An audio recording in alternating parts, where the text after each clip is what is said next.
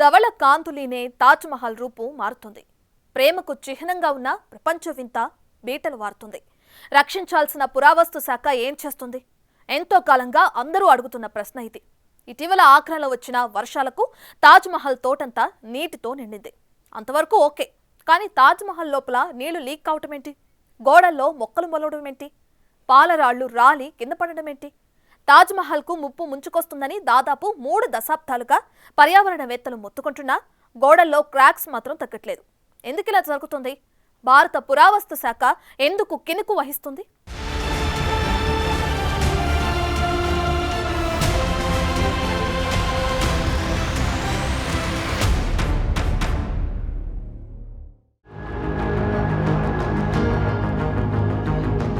తాజ్ మహల్ పేరు వింటేనే చాలా మందికి ఒళ్ళు పులకరిస్తుంది.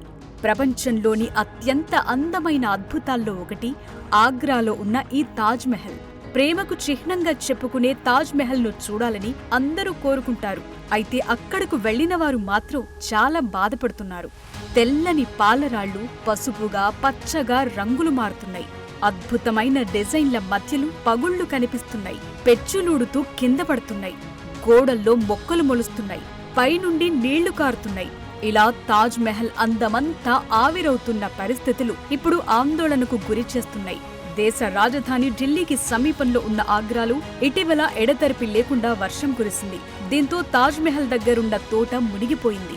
అయితే ప్రధాన గోపురానికి ఎలాంటి నష్టం జరగలేదని ఆర్కియాలజికల్ సర్వే ఆఫ్ ఇండియా తెలిపింది. కానీ తాజ్ మహల్ నుండి నీళ్లు లీక్ అయ్యాయి. దీనిపై స్పందించిన అధికారులు ప్రధాన గోపురంపై తేమను గమనించిన తరువాత వెంట్రుకవాసి క్రాక్స్ ఉన్నట్లు చెప్పారు. ఈ క్రాక్స్ ను పరిశీలించి మరమ్మతులు చేయిస్తున్నారు. ఇక ఈ వర్షాల్లో తాజ్ మహల్ ను తనిఖీ చేయడానికి డ్రోన్ కెమెరాలను కూడా ఉపయోగించారు. వరదలతో నిండిన తాజ్ మహల్ తోట దృశ్యాలు ఇటీవల వైరల్ గా మారాయి. ఈ పరిస్థితిపై స్థానికులతో పాటు పర్యాటకులు కూడా ఆందోళన చెందుతున్నారు. స్మారక చిహ్నంపై సరైన జాగ్రత్తలు తీసుకోవట్లేదని ఆరోపిస్తున్నారు. సెప్టెంబర్ 12న ఆగ్రాలో 151 మిల్లీమీటర్ల వర్షపాతం నమోదైంది. గత 80 ఏళ్లలో 24 గంటల్లో నమోదైన అత్యధిక వర్షపాతం ఇదే.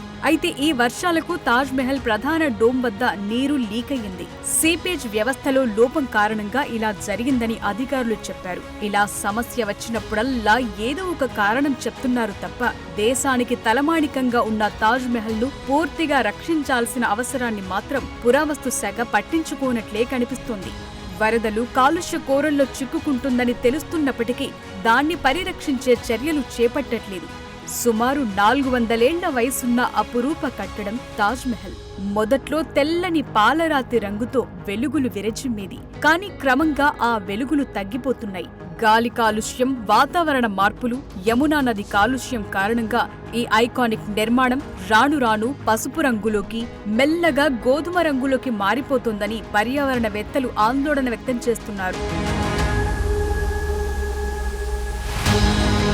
దాదాపు 30 సంవత్సరాలుగా తాజ్ మహల్ ను పరిరక్షించాలని పర్యావరణవేత్తలు ఆందోళన చేస్తూనే ఉన్నారు. ఆ మధ్య మహల్ ప్రధాన డోమ్ కు అమర్చిన కలర్ మెటల్ తుప్పుపట్టింది.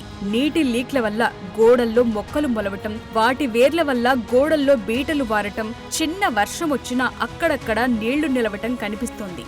ఇక తాజ్ మహల్ కోతులకు నివాస స్థలంగా మారిందనే ఆరోపణలు కూడా వచ్చాయి.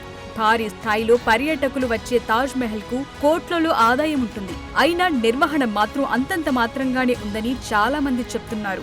6 ఏళ్ల క్రితం తాజ్ మహల్ ను చూడాలనుకునే సందర్శకుల టికెట్ ధరలను అదనంగా 200 పెంచారు. దీంతో భారతీయ సందర్శకులు 250, విదేశీ సందర్శకులు 1300 చెల్లిస్తున్నారు. సార్క్ దేశాల నుంచి వచ్చే సందర్శకులు 740 చెల్లిస్తారు. ప్రతి సంవత్సరం లక్షల మంది పర్యాటకులు తాజ్ మహల్ ను సందర్శిస్తారు. ఇంత ఆదాయం, అంతమంది పర్యాటకులు వచ్చే తాజ్ మహల్ నిర్వహణ మాత్రం అశ్రద్ధకు గురవుతోంది.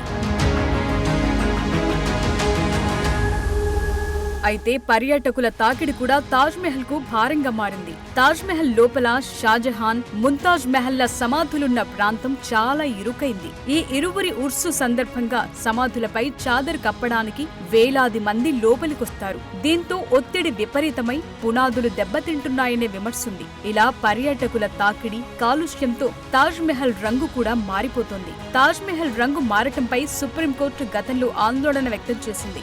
స్మారక చిహ్నం గతంలో పసుపు రంగులోకి మారిందని, ఇప్పుడు గోధుమ, ఆకుపచ్చగా మారుతుందని చెప్తూ దాఖలైన ప్రజా ప్రయోజన వ్యాజ్యంపై విచారణ సందర్భంగా పురావస్తు శాఖకు చివాట్లు పెట్టింది. అపురూప కట్టడాన్ని పరిరక్షించటం చేతగాకపోతే ఆ బాధ్యత నుండి తప్పుకోండని అధికారులను మందలించింది. ముందుగా నష్టాన్ని అంచనా వేయటానికి, చారిత్రక కట్టడాన్ని పునరుద్ధరించడానికి చర్యలు తీసుకోవాలని, దానికి మీ నైపుణ్యం సరిపోదు అనుకుంటే విదేశాలకు చెందిన నిపుణుల సహాయాన్ని కేంద్రం తీసుకోవాలని సుప్రీంకోర్టు సూచిస్తోంది. ఇది జరిగి దాదాపు 6 సంవత్సరాలు దాటుతున్నప్పటికీ పరిస్థితిలో మాత్రం ఇంకా మార్పు రాలేదు. ఇటీవల తాజ్ మహల్ పై మరోసారి వివాదం తలెత్తింది. ప్రధాన సమాధి వద్దకు వాటర్ బాటిళ్లను తీసుకెళ్లటాన్ని బ్యాన్ చేశారు. ఎవరైనా పర్యాటకులకు తాగునీళ్లు అవసరమైతే ప్రధాన సమాధి సమీపంలోనే ఉండే చమేలి ఫ్లోర్ లోకొచ్చి నీటిని తాగొచ్చని ఆర్కియాలజికల్ సర్వే ఆఫ్ ఇండియా అధికారులు ఆదేశాలు జారీ చేశారు. అయితే ఈ నిర్ణయం వెనుక పెద్ద రచ్చ జరిగింది. తాజ్ మహల్ అసలు పేరు తేజో మహాలయమని, అది శివుడికి నెలవని అఖిల భారత హిందూ మహాసభ వాదిస్తోన్న క్రమంలో ఆగస్టు 3న అఖిల భారత హిందూ మహాసభ కార్యకర్తలు శ్యామ్, వినీష్ అనే 2 వ్యక్తులు తాజ్ మహల్ లోని ప్రధాన సమాధిపై గంగాజలం పోశారు. ఓం స్టిక్కర్లు అంటించారు. అక్కడే కాషాయ జెండాలు ఊపుతూ హరహర మహాదేవ్ నినాదాలు చేశారు. ఇదంతా జరిగాక సిఐఎస్ఎఫ్ భద్రతా సిబ్బంది వారిని అదుపులోకి తీసుకున్నారు. దీని తరువాత ఆగస్టు 5న మీరా రాథోడ్ అనే మహిళ తాజ్ మహల్ లోని ప్రధాన సమాధి వద్దకు చేరుకుని గంగా జలాన్ని పోసింది. ఆమె కూడా కాషాయ జెండాలను ఊపుతూ హరహర మహాదేవ్ నినాదాలు చేసింది. అయితే ఆమెను కూడా అదుపులోకి తీసుకున్నారు. మీరా రాథోడ్ ను విచారించగా అఖిల భారత హిందూ మహాసభతో ఆమెకు సంబంధం ఉందని వెల్లడైంది.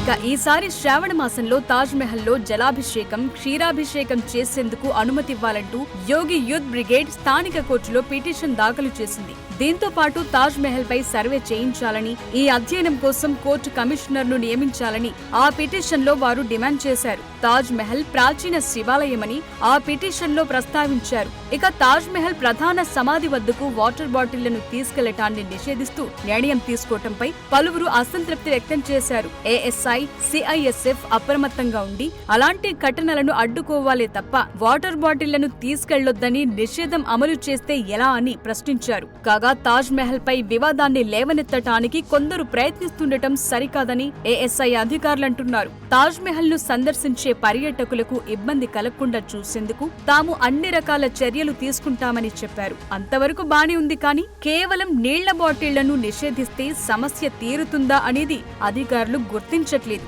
ఇలా ఎన్నో సమస్యలున్న తాజ్ మహల్ ను పరిరక్షించే బాధ్యతను సీరియస్ గా ఎందుకు తీసుకోవట్లేదన్నది ఇప్పుడు అందరూ అడుగుతున్న ప్రశ్న.